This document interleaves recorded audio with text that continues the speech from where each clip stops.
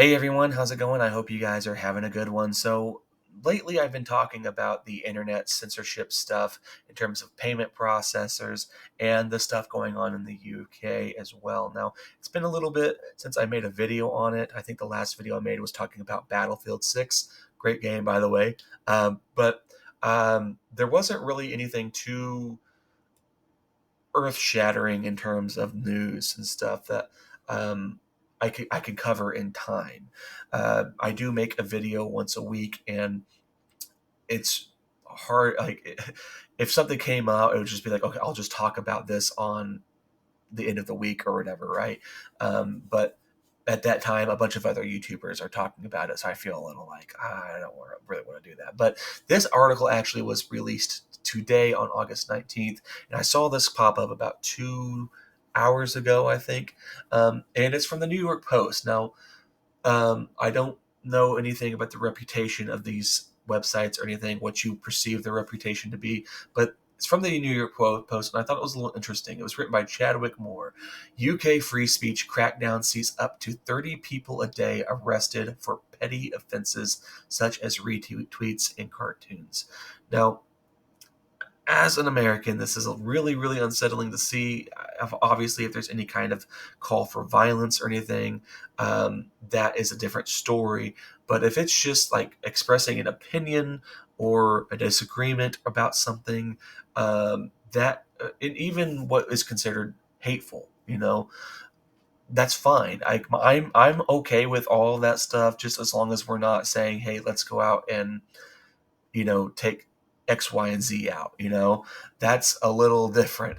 But this is really crazy to see because, well, it's a European nation. It's a nation that we took a lot of basically our ideals and culture from, and to see this happen, it's like, what are they thinking? Like, I wish we could get into the heads of these people. And the obvious answer is, well, it's all about control. It's all about controlling the populace. Because if we can censor their speech for things that we don't like, then perhaps they can remain in power. They can access the media as propaganda machines or whatever. It lets you basically force you to listen to what they want you to hear, and there can be no opposition to that. And it's really, really unsettling to see stuff like this. Now, I'm going to read this as best I can. This woman's name is really weird, but we will do our best. So let's go ahead and begin. Again, this was written by Chadwick Moore from the New York Post. Bernadette Spothforth lay in jail on the blue gym mattress in a daze, finding it difficult to move, even breathe. I just closed down, but the other half of my brain went into Jack Reacher mode. These are just stupid quotes, so we're just going to go ahead and go into this. So this is the person in question. Chester businesswoman Bernadetta, Spothforth says, I don't think I'll ever recover after she spent 36 hours in a British jail over a social media post that contained a mild inaccuracy. A mild inaccuracy. Now, what is that inaccuracy? Hopefully, we get the inaccuracy in question. But even being inaccurate, being arrested for disinformation is insane. It's insane. Um, a post she had deleted within hours. That was the end of that. Spothforth was inspired to keep speaking out and even started a podcast after being arrested for asking if this is true of another user's content on X. So did she retweet something and ask people if it was true and got in trouble for that? Um, It continues. She'd end up being detained for 36 hours in July of 2024. Three girls had just been unalived in Southport, England at a Taylor Swift themed dance party, but Spothforth was not under suspicion for the crime. Instead, horrified and in the fog of a developing tragedy, she'd reposted on X another user's content blaming newly arrived migrants for the ghastly crime, clarifying in her tweet, if this is true, then this would be terrible. So if you get arrested or detained for something like that, oh, well, if it's true, it's bad. Well, we got to hold you for at least 36 hours. Let's go ahead and jump in the wagon. That is wild to me. That's wild to me. And we've heard, I'll tell you, if you're a UK listener or a European listener, the Americans have heard these stories, and we think you guys are insane. Most of us, I should say. And not you in general, just your governments. If you do believe this stuff, you think you should go to jail for tweets, then you're insane too. Hours later, she realized she may have received bad information and deleted the post, but it had already been seen thousands of times. Um, that's wild. Like, I wonder if she was in fear of getting arrested because of that. Then, and she deleted the post. Um, The unalivers resulted in widespread civil unrest in the UK, where mass migration is a central issue for citizens. Four police vehicles arrived. Four police vehicles? Four police vehicles arrived at her home days later. Spaforth, 56, a successful businesswoman from Chester, was placed under arrest. They needed four people to take a 56-year-old woman to jail, who probably never has had a record in her entire life. Um, I don't know that, but you would assume so. Wow. We're in a year on now, and I can honestly tell you that I don't think I will ever recover. Well, no, that's a wild thing to be arrested for. And who knows what they did, interrogated her with, how sometimes police try to make you confess to things that you didn't do. I don't mean that I was a. I don't mean that as a victim, those poor children were victims. But I will never trust anything the authorities say to me ever again. You should never trust that anyway. Even here in the United States, don't ever talk to the police. I'll tell you that right now. Don't ever talk to the police.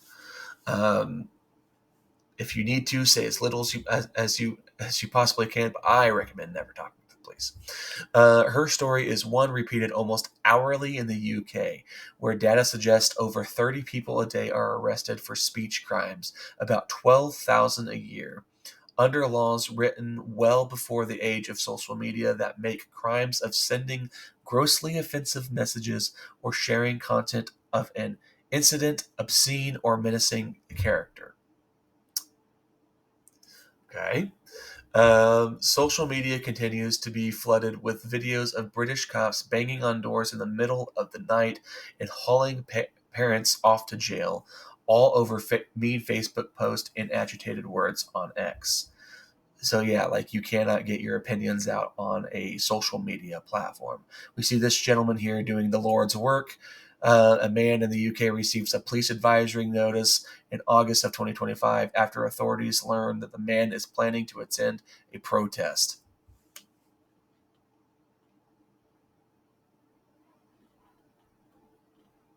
Sir, we noticed that on X you wrote that you were going to attend this protest, and it's very bigoted of you, so we're going to have to go ahead and give you a citation and give you about 30 days in jail.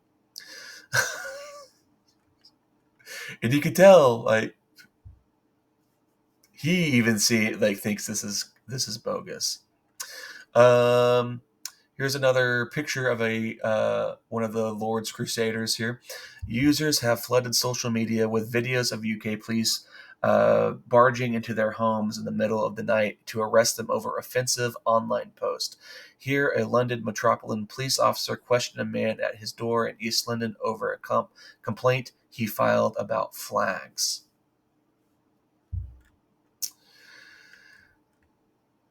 When the bad guys from World War II, people were like, oh, you were just following orders to do the most heinous things.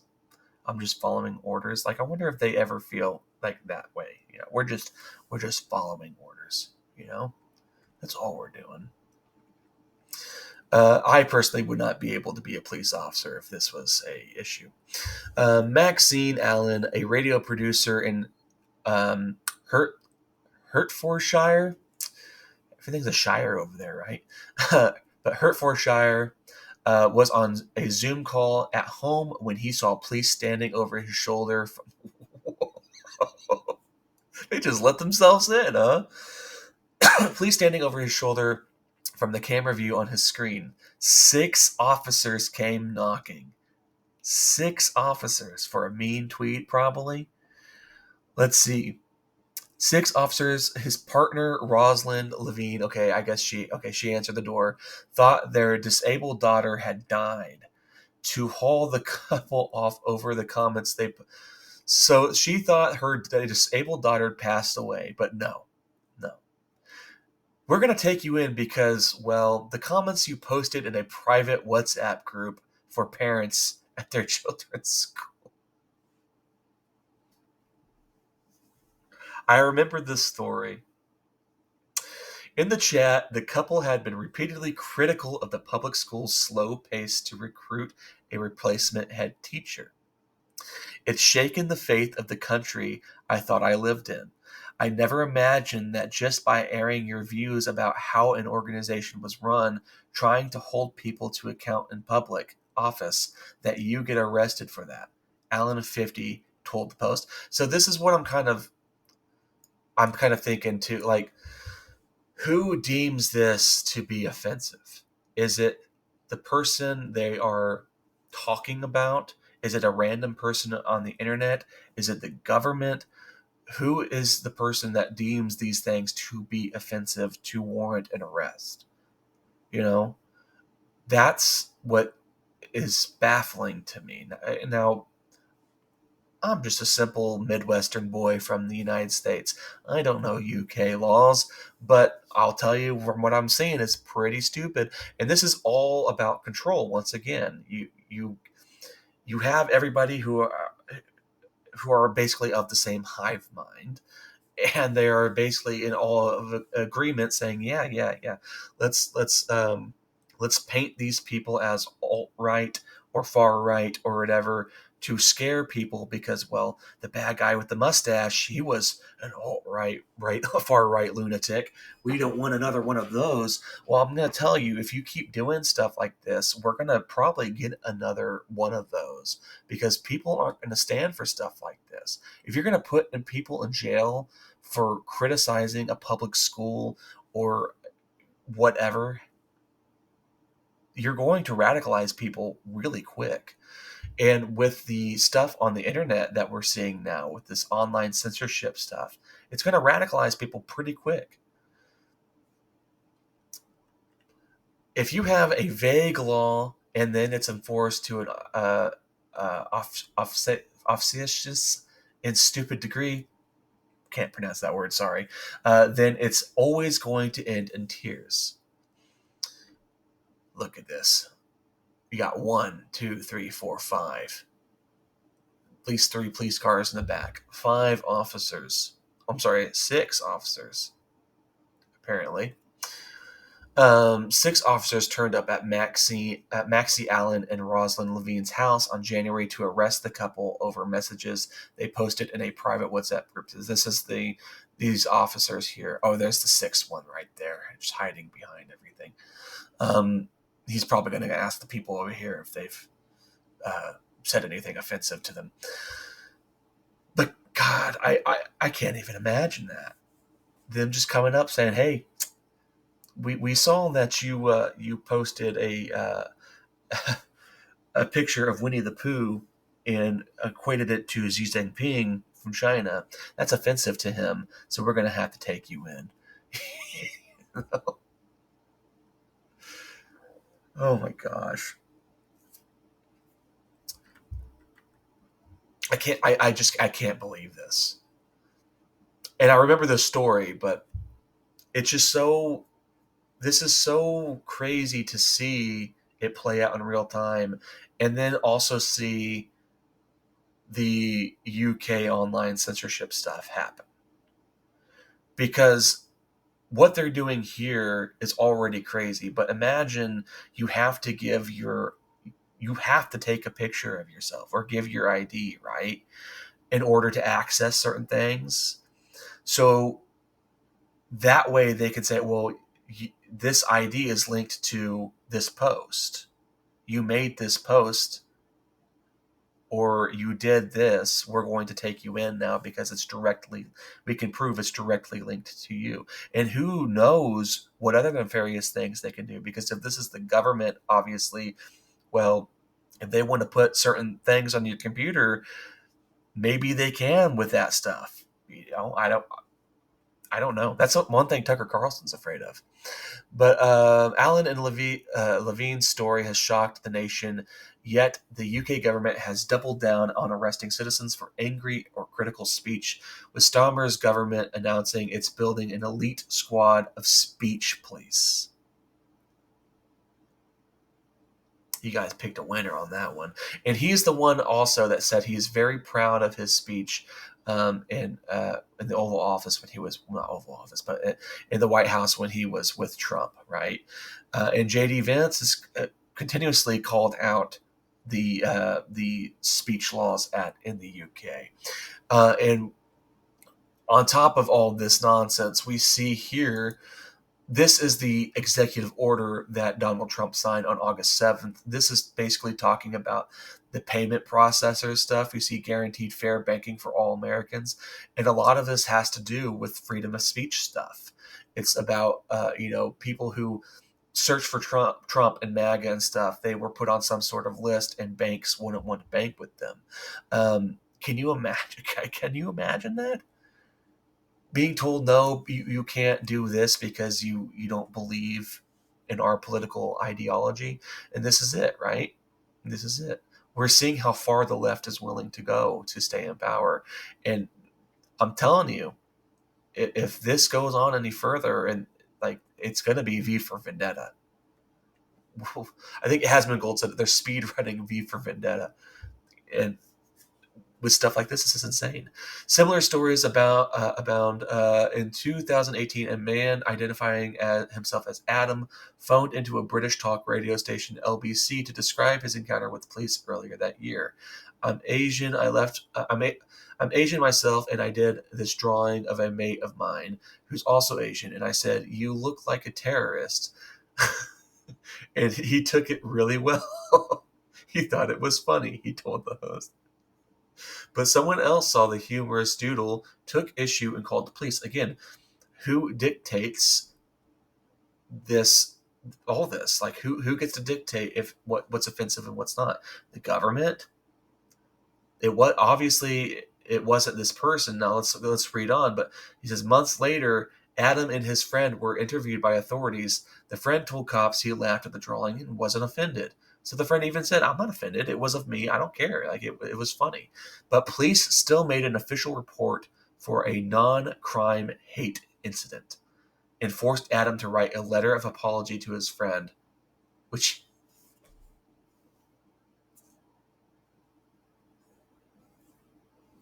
he had to email. He's like in grade school, right? Oh my God. Imagine all the violent crime they could try to stop doing. Last year, 20-year-old student Jamal Abdi of East London, who was black, was charged under the Communications Act of 2003 for indecent or grossly offensive speech for the purpose of causing distress or anxiety. Oh my God. After she used a version of the N-word on a post on X out of frustration while watching a soccer match. I'm so pissed. I'm so pissed off. Let me get my hands on that effing nuclear, right? Nuclear. She wrote about a black football player, Alexander Isak. Now, did Alexander take offense to that? Britons are increasingly fed up with mass migration, taking on the streets of protest at their own peril against the government monitors speech activity online and in the streets. Now, again, with the online censorship stuff, they can have a better look at who is doing what, because again, you would have to give your ID or at least some sort of facial recognition. Again, they tried to put it under the guise of protecting the children, but that's what it really is. It's to call the masses, really. Data shows that actual criminals rarely face charges in the UK's biggest cities, while the nations arrest 12,000 people a year for mean words or sharing misinformation. Well, yeah, it's easy to go after somebody who's saying mean things online because they're pretty much not violent in nature. And we saw that those two female cops and that one dude get clocked by that migrant not too long ago. Meanwhile, in Derby, a 35-year-old man named Dmitry Stoica was arrested for sending a false communication with the intent to cause harm after he posted a video on TikTok to his 700 followers, which he called a spoof, where he pretended he was being chased by right-wing rioters. Despite police admitting the video caused no problems, Stoica was jailed for 3 months and forced to pay a $200 fine. 3 months of his life gone. And the police even admitted the video caused no problems. 3 months of his life just gone. Last October, Adam Smith Connor, a 51-year-old Army veteran, was convicted and forced to pay a $12,000 fine for silently praying outside an abortion clinic in Dorset. In April, anti-mass migration French philosopher, I'm not even going to pronounce that, was banned from the UK, where he was set to give a speech. And on and on. The face of old Blighty's free speech struggle has become 42-year-old Lucy Conley, currently sitting in a prison on a 31-month sentence for publishing written material with the intent to stir up racial hatred, an offense under the law of 1986. It's still the same person. Following the slaughter of Southport, Conley posted on X her support for mass deportations. Authorities say she falsely claimed the Al-Qaeda supporting unaliver was a migrant, when in fact it was his parents who were migrants from Rwanda. Conley, like Spofford, realized her mistake and deleted the tweet 3 hours after posting it, but police still showed up a week later to arrest her. This is the person in question. So 31 months. You got to think, okay? When people look at 31 months, they don't take it like they do with years. It seems like. I remember I did a video on Aaron Goodwin's wife, and she got like a couple years in prison, but it said it in terms of months, and somebody thought that was not long enough, but they didn't. I don't think they understood the month and the year process. But yeah, that's like too much for something like this. That's too much. 12 months, right, in a year. 31 months there. Activists called it a two-tier justice system where Labor councillor Ricky Jones was found not guilty after calling for the unaliving of an anti-migration protester, telling a crowd, "We need to cut." Dang, dude.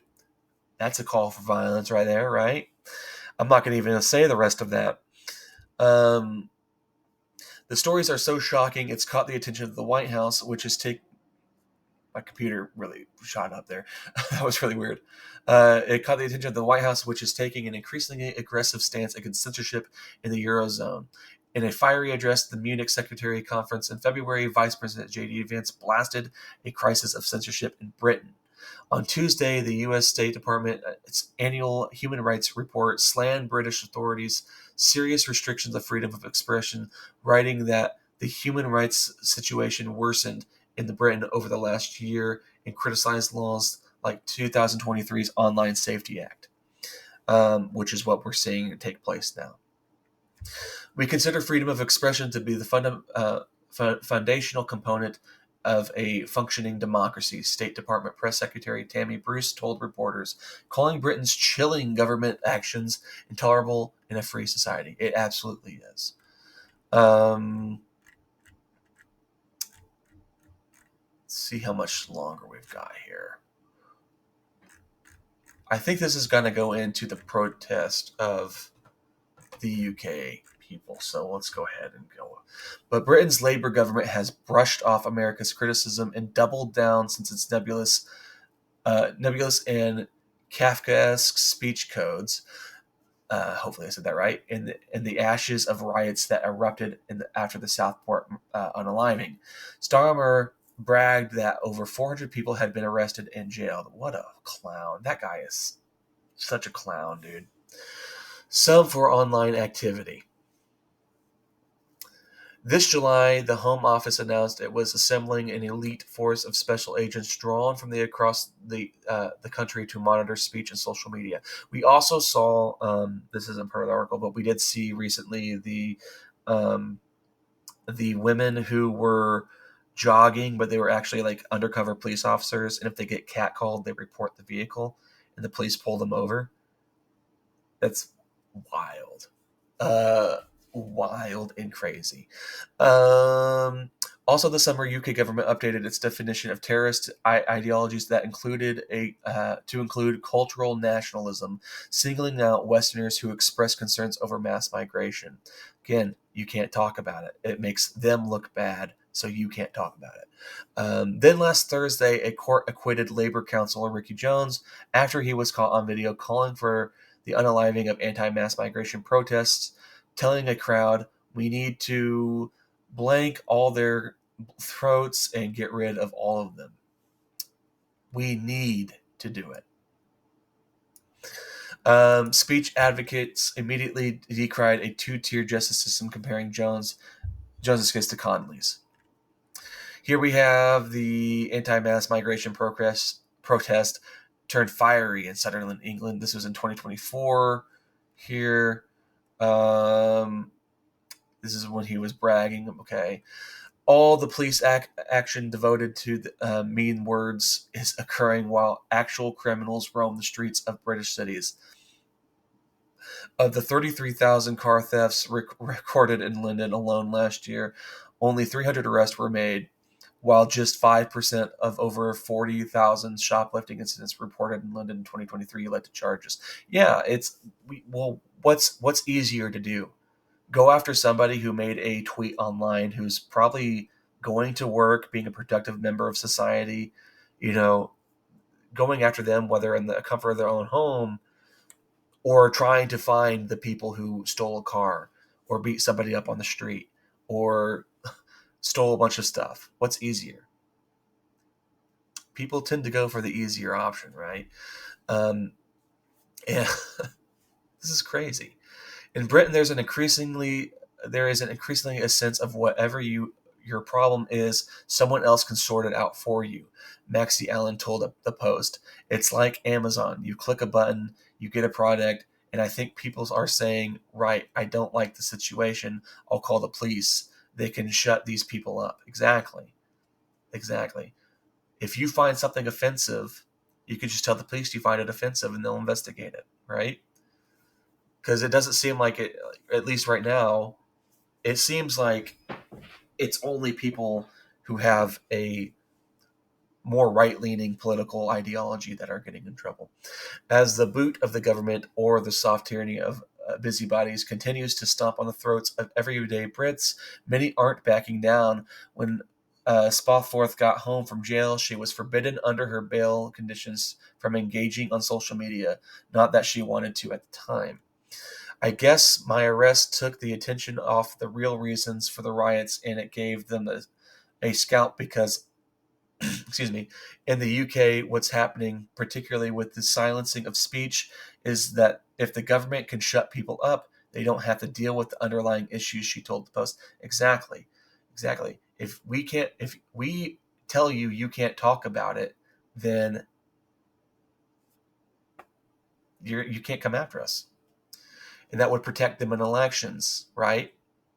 But she since picked herself up and launched a podcast, and that's pretty much all it is to that article. So yeah, this is really wild. It's really wild to see, and it's even more wild to kind of see everything build up to where it is right now, because we had the payment processor stuff, then we heard more about the UK online censorship, this free speech stuff has been going on for a long time. And like I said, I remember hearing the stories about the free speech in the UK. And it's just so baffling to me that a Western civilization would have such stringent laws on free speech.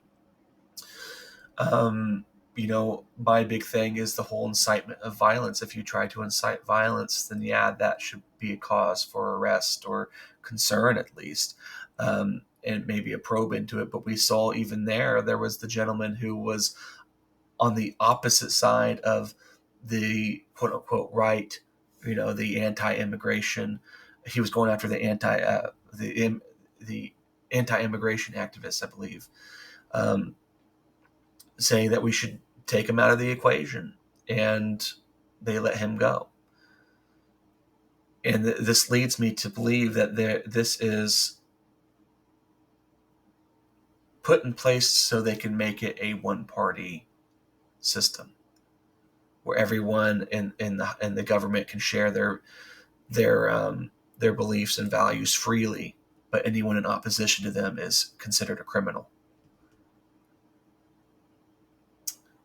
Um, it's certainly going to be interesting to see how this plays out in the future. It's going to be scary, because what this is going to do is effectively radicalize people in a very significant way.